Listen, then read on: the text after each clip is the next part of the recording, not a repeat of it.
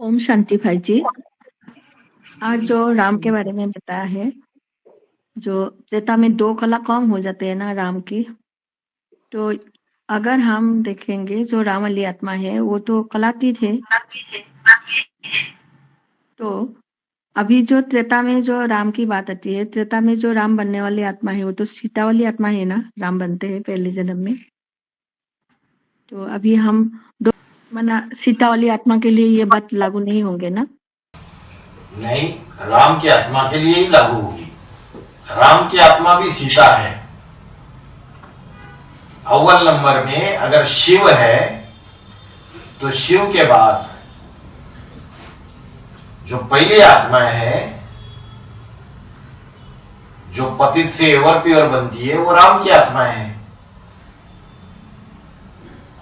तो बोला राम एक है, तुम सब सीता है। वो एक शिव है, तुम सब पार्वती आओ। तो अव्वल नंबर की सीता नहीं है राम वाली आत्मा, अव्वल नंबर की सीता भी है। भैया जी, आज बोला एक राम दशरथ का बेटा, एक राम घट घट में लेटा, एक राम का जगत पसारा, एक राम जगत से न्यारा। तो इसका मतलब थोड़ा बताइए ना। दशरथ का बेटा मतलब हद में समझ लेते हैं उसको, हद में। जैसे बीके वाले बोलते दशरथ, जो बड़े बड़े रमेश भाई, जगदीश भाई, प्रकाश मणि दादी, जानकी दादी, गुलजार दादी, ये 10 धर्मों के 10 मुखिया थे ना आधारमूर्त। अरे इसके बाद इन्होंने जन्म लिया है, ये कल का छोकरा है ना, ऐसे बोलते हैं ना। तो बोलते हैं ये तो दशरथ का बेटा है, हमसे जन्म लिया है इसने, बाद में ज्ञान में है।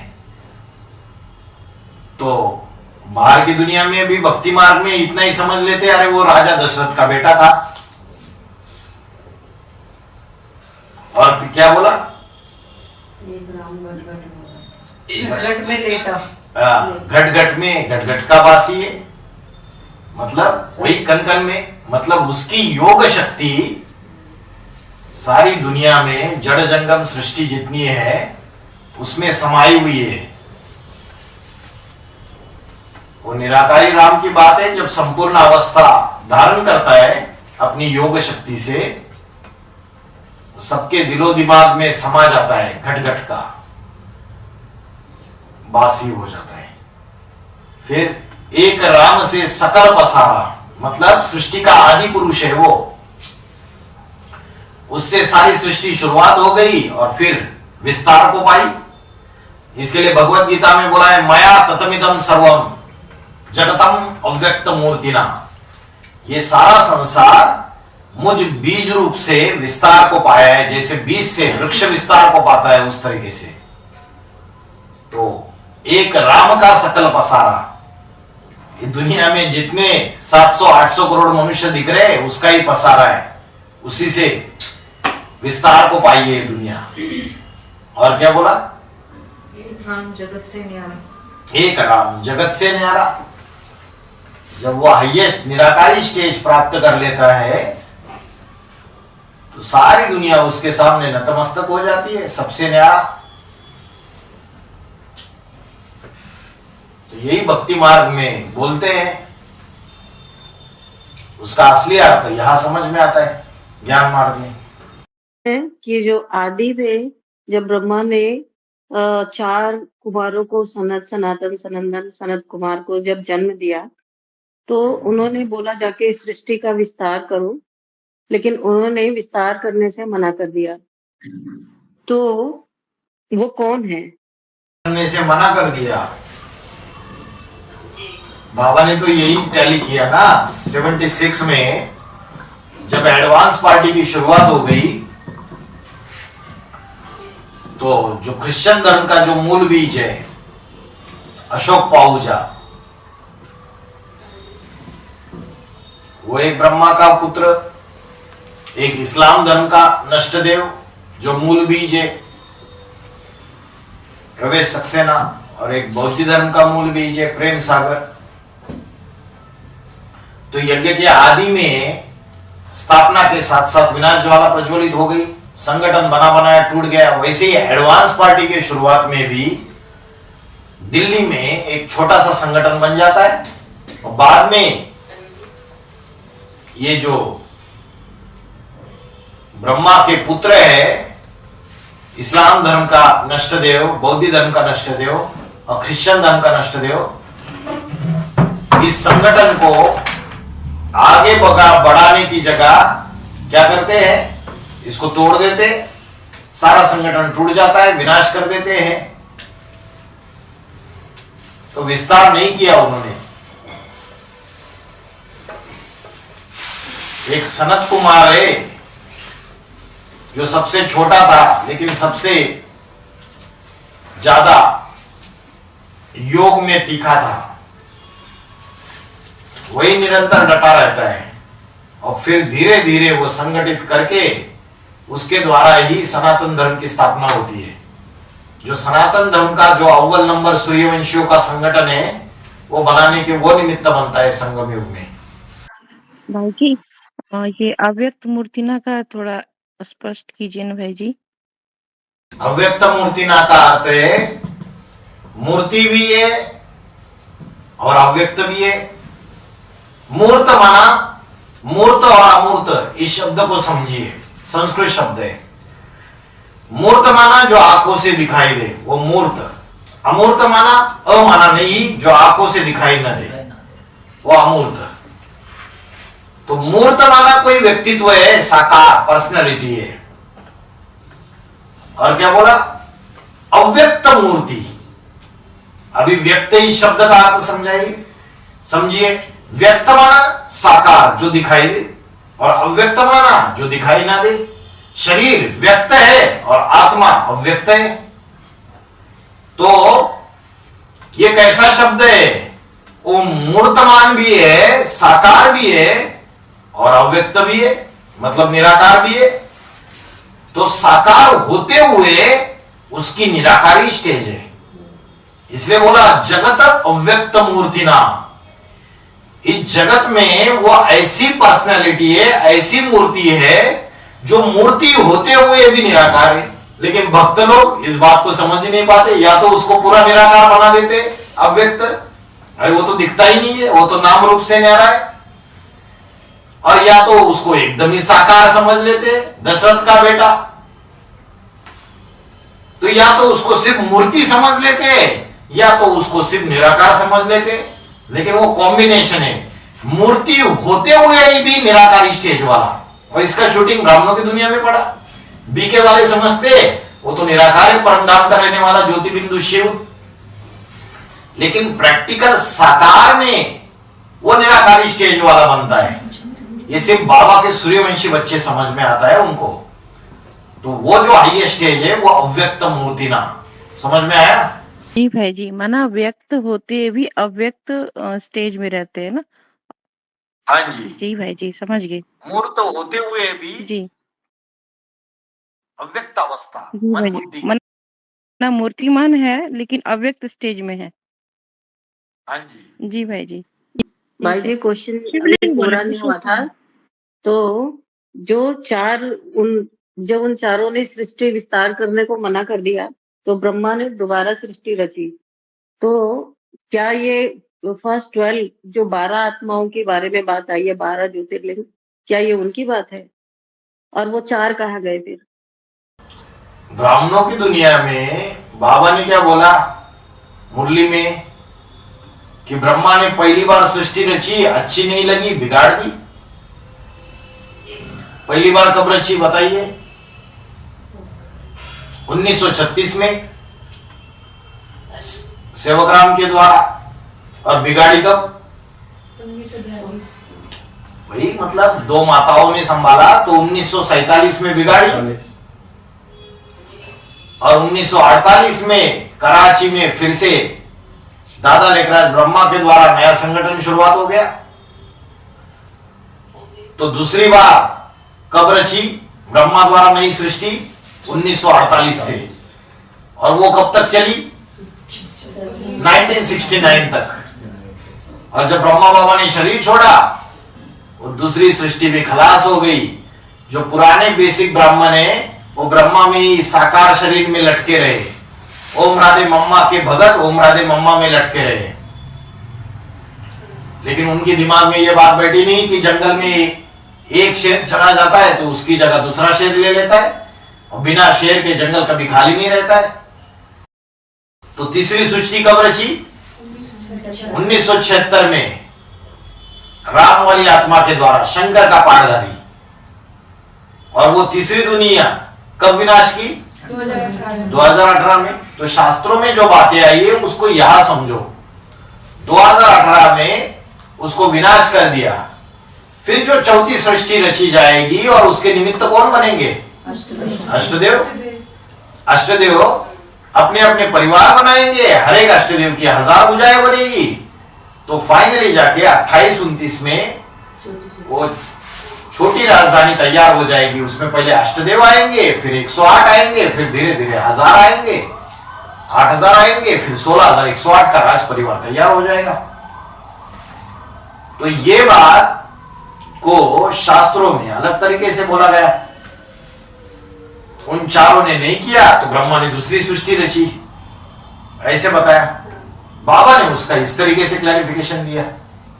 तो भाई जी, तो नया संगठन 2003-4 के लागू नहीं होगा ना, जे एनएस उसके इसमें नहीं आया। वो नया संगठन नहीं है, वो नया संगठन का फाउंडेशन है।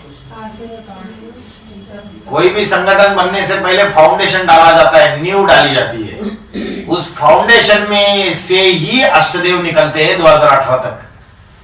वो जो फाउंडेशन डाला एनएस का, नया संगठन का, दिल्ली में, उस फाउंडेशन से ही अष्टदेव निकलते हैं। 8 हीरे 2018 में तैयार हो जाते, सीट पे सेट हो जाते, और उनके द्वारा नई रचना होती है फिर नए परिवार की। प्रोडक्ट 5वें नंबर का मन के भी है ना भाई जी? हाँ जी, 5वां भी है, चौथा भी है, तीसरा भी है। जो पहला ब्राह्मण, तो पहला ब्राह्मण तो सेवक राम बने, बाबा बना राम वाली आत्मा। ब्राह्मण बगैर बने तो नहीं ना। तो उसके बाद वो फेल हुआ, राम फेल हो गया, तो वो छत्री सामना किया तो छत्री कहलाया ना। हाँ, तो इसलिए त्रेता युग की शूटिंग होती है ना 76 से 89 तक। तो यहाँ रिहर्सल होती है, शूटिंग होती है। तो इसके लिए रामचंद्र त्रेता का मुखिया दिखाया। भाई जी, हम आज एक बीसीडी सुन रहे थे 21/2182 में। उसमें बाबा शुरू में ही बोलते हैं जो बंधन मुक्त होगा वायुमंडल को खराब नहीं करेगा, इसलिए बाबा बंधन मुक्त के ऊपर आशिक होते हैं। और उसके बाद आगे बोले शिव बाप जब परम धाम से आते हैं तो एक पर आशिक होते हैं, उसका नाम परम ब्रह्म रखते हैं। फिर आगे बोला कि इनको पटना वाले हैं ना, लक्ष्मी नारायण को बोले, मतलब इनको किसी से पटे नहीं। जो अभी बोला गया ना कि एक राम घटघट में लेटा, एक राम से किसी को पड़ता ही नहीं है, दुनिया में किसी से पड़ता नहीं है, बिल्कुल सबसे अलग थलग है। तो उसमें मुरली में बोला पटना वाले के ही बात किया, वो अष्टदेव के बारे में बोला उसमें। हाँ जी, 2182 के बारे में, 2182 बीसीडी नंबर। उसमें बोला ये दोनों तो पटना वाले हैं ना, और पटने वाले लोग के बारे में ही बोला, इनको भी नहीं किसी से पटता है ना। इसलिए नहीं पटती है क्योंकि उनको तो लक्ष्य ही है स्वर्ग की दुनिया जल्दी आए, और बाकियों की बुद्धि देह में पड़ी हुई है, देह के संबंधियों में पड़ी हुई है, तो कैसे पटेगी? इनका रास्ता अलग, उनका सबका रास्ता अलग। तो जो उनकी बुद्धि में जो लक्ष्य लेकर चल रहे, दूसरे उसको समझ नहीं पाते, साथ देने वाले। कि एक आत्मा को, जो आत्मा प्योर बन जाती है, उस एक आत्मा को, तो बाबा ने मुझे बोला कि उन आत्माओं को या उस आत्मा को, तो उस एक आत्मा को मैं यानी कि शरीर रूपी नवैया और उसमें बिठैया आत्मा दोनों को पार लगाता हूँ। तो किसी ने प्रश्न पूछा कि पूरी रुद्रमाला, तो बाबा ने बोला पूरी रुद्रमाला क्या बर्फ में नहीं दबेगी? तो मतलब पूरी रुद्रमाला तो बर्फ में दबेगी, लेकिन एक जो आत्मा है वो बर्फ में नहीं दबेगी। उसको इसी संगम युग में कंचन शरीर मिलेगा, पवित्र शरीर मिलेगा। तो फिर बाबा ने ये भी बोला कि इस दुनिया में तो ना किसी का शरीर पवित्र है और ना ही किसी की आत्मा पवित्र है, तो फिर वो कैसे दूसरा शरीर ले सकती है? ये तो मिस्ट्री है, कैसे लेगा? हाँ, ये बोला गर्भ द्वारा जन्म नहीं लेगा, गर्भ द्वारा जन्म नहीं लेगा। तो शिव ने बोला कि उस एक आत्मा को जिसकी शरीर रूपी नवैया और उसमें बिठैया आत्मा, उसको पार ले जाता हूं, मतलब उस एक को। तो किसी ने प्रश्न पूछा कि पूरी रुद्रमाला को, तो बाबा ने मना किया कि पूरी रुद्रमाला को तो बर्फ में दबना पड़ेगा। अष्टदेव को भी थोड़े समय के लिए दबना पड़ेगा। भले अष्टदेव धर्मराज की सजाएं नहीं खाते, थोड़े समय के लिए दबना पड़ेगा। और बर्फ में दबने का भी क्या क्लैरिफिकेशन दिया? पुरुषार्थ ठंडा हो जाता है कि जब विनाश का हड़कंप मचता है तो फिर पुरुषार्थ की ठंडी हो जाती है। और उसकी एक के लिए क्या बताया? वो उसका पुरुषार्थ ठंडा होता ही नहीं, उसके मन बुद्धि में कभी भी ऐसा संकल्प भी नहीं आता कि छोड़ के भागे। तो उसका पुरुषार्थ पूरे संगम युग में ऐसा कोई शूटिंग होता ही नहीं कि उसको बर्फ की ठंडी में दबना पड़े, ऐसे बताया।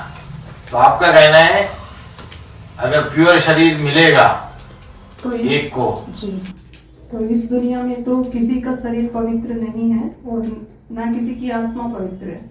तो वो जब एक आत्मा पवित्र बन जाती है तो फिर उसको शरीर कौन सा मिलेगा? क्योंकि इस दुनिया में तो सब पतित हैं। बोला पतित दुनिया में एक भी पावन नहीं और पावन दुनिया में एक भी पतित नहीं। फिर बोला नरक की दुनिया के बीच में स्वर्ग का वर्षा देता हो। तो नरक की दुनिया के बीच में स्वर्ग का वर्षा देगा तो स्वर्गीय संगठन बनेगा, आत्मा पावन बन गई। तो आज बोला एक का शरीर भी पावन रहेगा और उसकी आत्मा भी पावन रहेगी, है ना? दुनिया वाले देखेंगे, फिर जो देखेगा इन आंखों से वो कहेगा मेरा बाबा आ गया, जो सुनेगा इन कानों से वो कहे मेरा बाबा आ गया।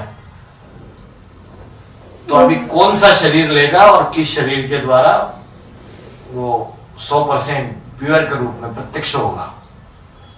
और जब हम बात करते हैं कि वो लाल लाइट का गोला बन जाता है या वो, तो लाल लाइट ये एक रूपक अलंकार भी तो हो सकता है ना कि लाल लाइट का गोला बन जाना, कोई स्थूल गोला बनेगा या नहीं, वो तो सही बात है कि शरीर रहते हुए उसके रोम रोम में ज्ञान की अग्नि समा जाती है, इंद्रियों में हर जगह वो ज्ञान समा जाता है। लेकिन फिर उसका और भी क्लैरिफिकेशन दिया कि लाल लाल लाइट का गोला पकड़ में आता है क्या? नारायण बनने से पहले वो लाल लाल लाइट का गोला बन जाता है।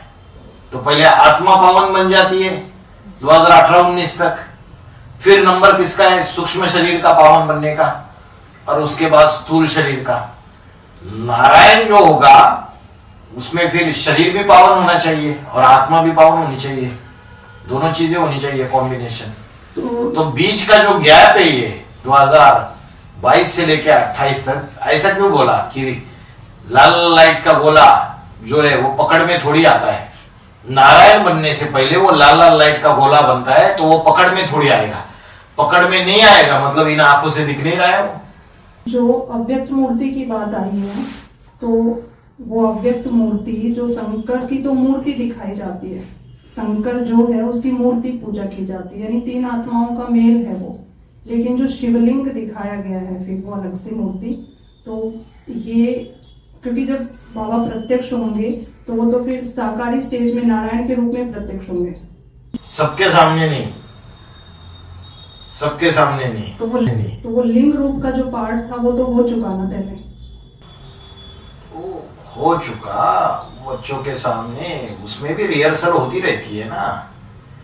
वो सिर्फ 8 के सामने नारायण के रूप में पहले जो छोटी दुनिया बनेगी, फिर 108 के सामने नारायण का रूप। इसलिए बोला सुखधाम और शांतिधाम के गेट एक साथ खुलेंगे। सुखधाम का मुखिया भी है वो, शांतिधाम का मुखिया। तो शांतिधाम का जब मुखिया बन के वो सामने जाएगा, जो बाकी के बच्चे तपस्या करने के लिए जाएंगे अष्टदेव छोड़ के, तो उनके सामने कौन रहेगा? मतलब जो आत्माएं संपन्नता के तरफ जाएंगी, उनको जैसी दृष्टि वैसी सृष्टि, उनको उसका नारायण का स्वरूप अनुभव होगा। बाकी जो आत्माएं हैं जो तपस्या की स्टेज में, उनको उसकी वो शिवलिंग की जो स्टेज वाला स्वरूप है निराकारी, वो अनुभव होगा। शांतिधाम का मुखिया, जिसको दुनिया में शंकर बोलते हैं लोग, क्योंकि शिव और शंकर को मिला दिया ना। सुख धाम में लक्ष्मी की पालना मिलेगी, बाबा ने बोला, और शांति धाम में बाप बैठा रहेगा जहाँ पे निराकारी स्टेज में, और अहमदाबाद से कंट्रोलिंग पावर चलेगी जहाँ पे अष्टदेव का कार्य चलेगा। अष्टदेव जो 108 नारायण का मंदिर बना हुआ है अहमदाबाद में, तो वहां से कंट्रोलिंग पावर चलेगी। और फिर बोला है तब कर राज कर नर का। फिर सुखधाम विष्णु की पालना तो लक्ष्मी हो गई। हाँ। और शांतिधाम का मुखिया बाप शंकर, जो शिव समान बनता है। और अहमदाबाद से 108 आत्माएं कंट्रोल करेगी। तब कर राजते नर का। हाँ, क्या पूछना चाहते? फिर से जैसे वो उनकी स्टेज डाउन होती है, तो फिर बाप के पास आके उनकी अवस्था ऊंची होती है। सब नहीं, जैसे 108 है, उनको थोड़ी तपस्या करनी पड़ेगी। 8 को तो करनी नहीं पड़ेगी, 8 डायरेक्टली सुखधाम में ऐड हो जाएंगे बोला है। उनको तपस्या धाम में जाके तपस्या करने की दरकार ही नहीं है। 108 को थोड़ी तपस्या करनी पड़ेगी, तपस्या करेंगे, बन जाएगी स्टेज उनकी, ऐड हो जाएंगे सुखधाम में। उसके बाद वाले 1000 है, 16,000 है, उनको और तपस्या करनी पड़ेगी। तप कर राज तेनर का जल्दी ऐड नहीं होंगे सुखधाम में, तपस्या करेंगे, राजाई मिलेगी। राजाई कहाँ मिलती है? यही ब्राह्मणों की दुनिया में, कंट्रोलिंग पावर। और फिर अवस्था नीचे जाएगी, अवस्था नीचे जाएगी तो फिर से माउंट आबू में जाके तपस्या करनी पड़ेगी। तो भाई जी, जो अव्यक्त मूर्तिना वाली बात है, वो क्या 28 के बाद की बात है क्या, जो अव्यक्त मूर्तिना जो बोला जाता है? हाँ, मेरे से ही सृष्टि विस्तार को पाई है। चीजें सूक्ष्म में भी लागू होती है, स्थूल में भी लागू होती है। ऐसे तो अव्यक्त मूर्तिना की बात 76 से लागू होती है, जब से एडवांस पार्टी की बीज रूपी सृष्टि बनना चालू हो गया।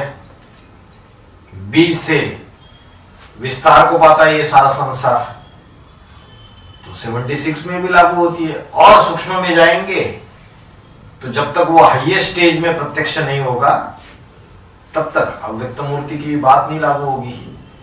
उसके हाईएस्ट निराकारी स्टेज वैसे आप समान बनाते जाएगा।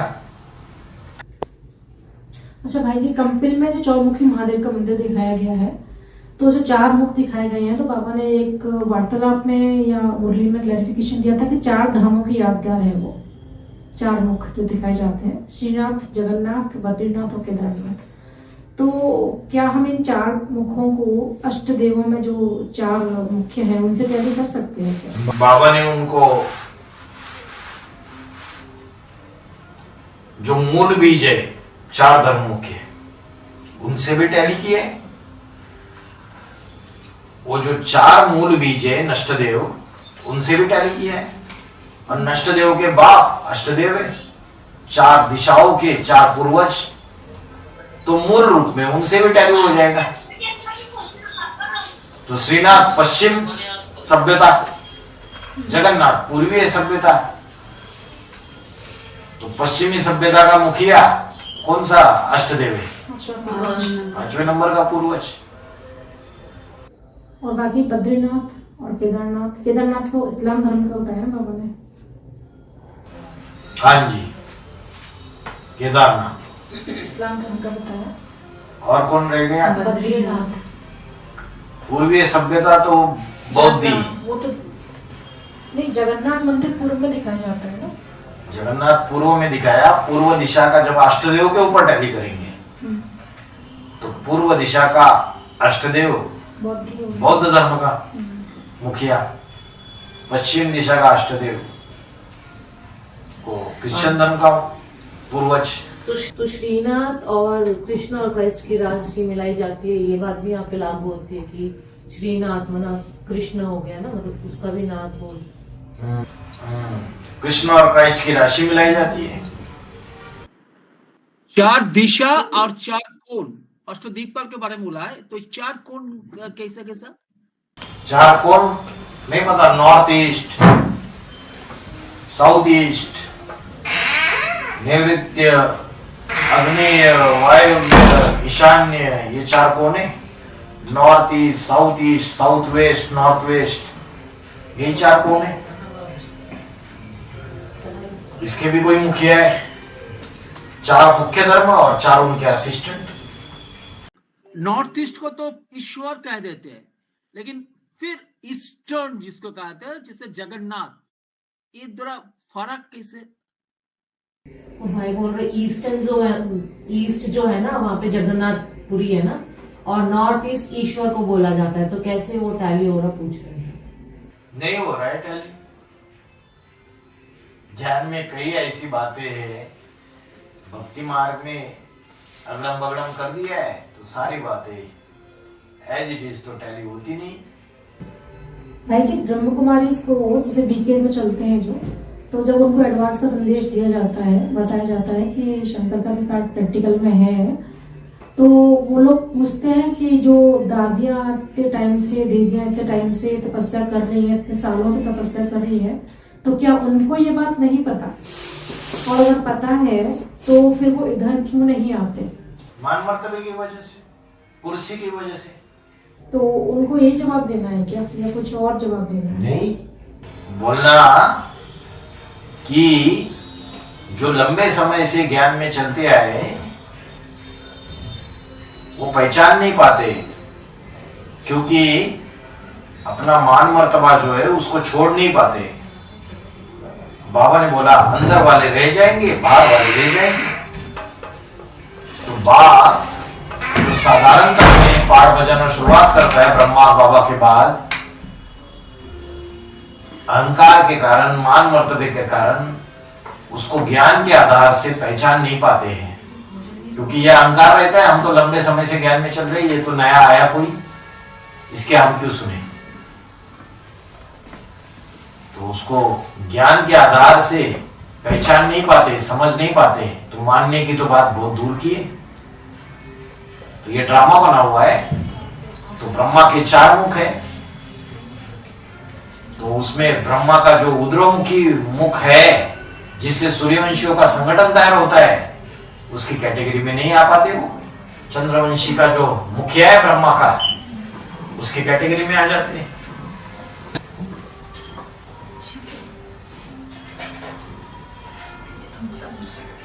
ओम शांति।